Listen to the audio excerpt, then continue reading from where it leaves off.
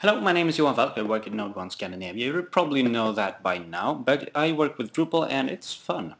So do all of us at NodeOne. We have offices in Stockholm, Gothenburg and Copenhagen. You're listening to episode number 20 of Learn the Rules Framework screencast series. Right now we're learning about views bulk operations, really cool module. And you can find more stuff about Drupal, and that was a message from possibly my valuable colleagues. You can learn more about configuring Drupal at the Learn Drupal library at NodeOne.se, and we also have a book that you might enjoy. So in this screencast we're going to look at how you can use components in views bulk operations, rules components in views bulk operations, if they have more than one parameter, which can be really cool. Right now we have this component here called close comments that takes one value, one parameter, one variable that is a parameter, that is a node, and that works fits quite well into this example VBO I made. So I can select a node and close its comments. Close and hide comments it turned out to be, because the zero setting of the comment status apparently means that you close and hide all the comments. Now check this out. We can actually have this component have two parameters, one being the node that we should do something with, and the second one being an integer telling what status the comment setting should be at. Let's try that out. I'm going to add a new parameter here that will be an integer. And I'm going to call it comment status parameter. Save changes. All right. Editing this action now, set a data value.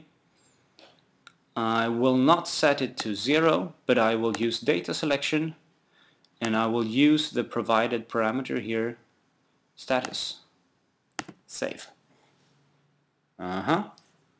So I send two values into this component. One of them is the node we should do something with, and the second one is the status of the comments we should set it to. If I now try to do this, let's open this one up and see. It has no comments right now. It has comments, but they're hidden. If I now select this one and choose close comments, it will pick up that this has additional configuration that we need to do. And this will turn up as a configuration screen for views bulk operations, just like any other configuration screen. And the input is the the widgets for input are the standard widgets, default widgets that rules, or I think it might be Entity API in some cases, provides for these kind of data. We can try here setting the comment status to 1 instead of 0. Go next. And we have performed close comments on one item. Let's see what happens with this. It's still called closed comments, which is kind of bad. Alright, so comments are now visible, but you cannot write new comments. Oh, cool. So let's try that again, trying to put it at to 2, which then might be it's okay to add new comments as well. There, reload. Yes, cool. So this is a pretty silly example, and in this case you would really like to have some other kind of input. Writing 1 to 0, 1 or 2 is good if you're a super user, but you would really like to have some kind of drop down here instead, which you can do. There are ways of overriding the interfaces for these widgets in rules. I don't really know how, so I can't tell you, but you can probably find out yourself if you're interested in that. You can also provide new data types if you want to, and have, say, comment status being some kind of data type, because it only accepts 1, 0, and 2. So it kind of makes sense that it's its own data type. I don't know. And then it can have its own default widget as well. If you try to set this to, say, 15, you might get an error. No, you didn't. Oh, let's see how this is interpreted. Okay, it means they are visible but not commentable. Closed but not hidden. Okay, so this is one of the examples you can do with comments. Well, with the rules components in views bulk operations. If you have more complex input data, more complex parameters, let's just destroy this one completely. I'm going to change this and add, say, a user object. Now I'm going to add a taxonomy term. Term, let's call it tag here instead. It's a parameter, save changes. And if I add a tag here, then it will be added to, well, I probably can't do that. I don't know. We can add an action here and display the tag value, tag name. So I'm gonna show a message on the site. The tag is term name, I think, but let's be sure about that. Term name, yeah. Okay. This is just a nonsense thing right now. I could make, say, a more useful example saying that you can select a term that should be added to a node using that as an action, but let's not right now. If I have more complex components like this that require complex input, then, well, let's first select two here. Tag, this will try to use a data selector, but there is no data available.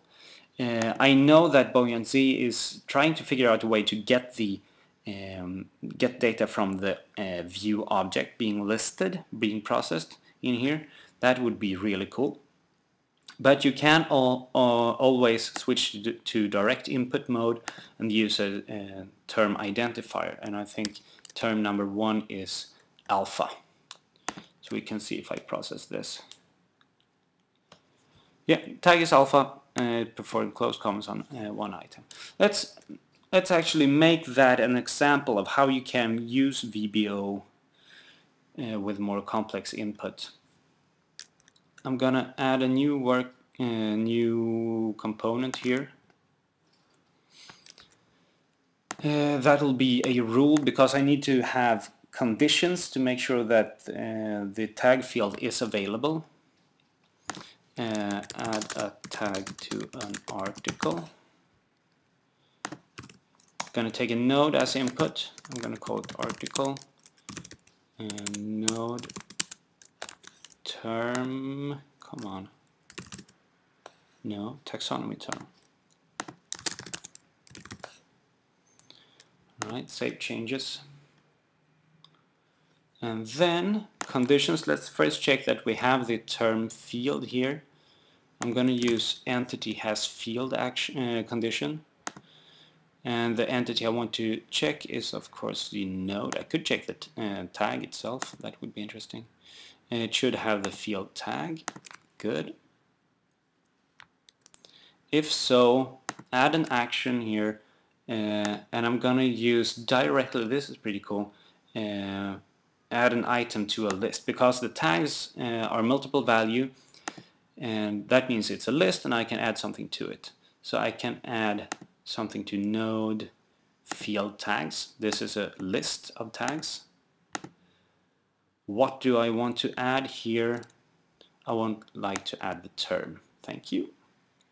Append to list. Let's not enforce uniqueness right now. Alright, cool. That means I should also add a new action here. No, sorry, I should just reconfigure the existing field, of course. You shouldn't add more than one bulk operation field. It will create some problems for you. Add a tag to an article. Cool. Apply. And let's actually add a filter here so we only list articles, just to make it simpler for us right now. Content type. Add and configure. Article. Save. So let's find this one then. I left the view here, so I have to re-navigate to it. Alright, so I want to add a tag to this article and that article. And a tag to article. Which tag? I have the data selector again. It doesn't provide me anything useful, so I'll switch to direct input mode. And I'm gonna choose number 3 here, which should be gamma. Next. Are you sure?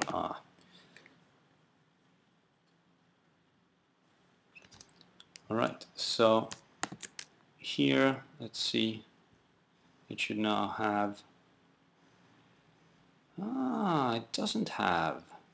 Interesting. Maybe I need to save the entity, because the rules doesn't pick up that the entity has been changed. Interesting. Let's try that.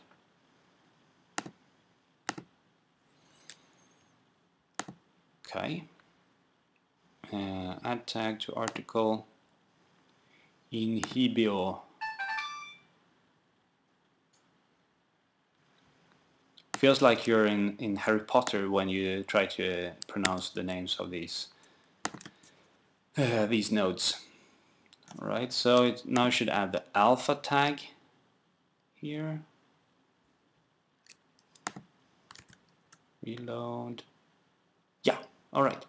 Okay, so that's a good lesson then as well. You need to save, if you change a list, which is some kind of second-hand property, not first-class citizen of a node object or an entity, then rules doesn't pick up that the entity has changed, so you have to save it manually.